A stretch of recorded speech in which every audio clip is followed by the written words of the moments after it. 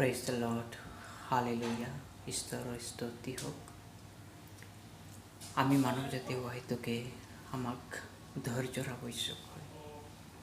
ধৈৰ্য ধৰিলেহে কিবা এটা ফল উৎপন্ন কৰিব পাৰি বা আগবাঢ়িব পাৰি। বহুতে সময়ত আগবাঢ়িবলৈ যাওঁতে বহু ধৰণৰ বাধা বিঘিনি সমস্যাবোৰ আহে, যাৰ ফলত আমি ধৈৰ্য নোহোৱাকৈ খং ৰাগেৰে নিজৰ ইচ্ছাৰে কিবা এটা কৰি দিওঁ। কিন্তু পবিত্ৰ বাইবেলে এইদৰে কয়, এব্ৰি লিখা পুস্তক 10 অধ্যায় 36 পদত এইদৰে লিখা আছে, কিয়নো তোমালোকে ঈশ্বৰৰ ইচ্ছা পালন কৰি প্ৰতিকাৰ ফল যেন পোৱা, এই নিমিত্তে ধৈৰ্যত তোমালোকৰ প্ৰয়োজন আছে। ঈশ্বৰৰ প্ৰতিকাৰ ফল যেন পাব পাৰোঁ, সেই নিমিত্তে আমাক ধৈৰ্যৰ আৱশ্যক আছে।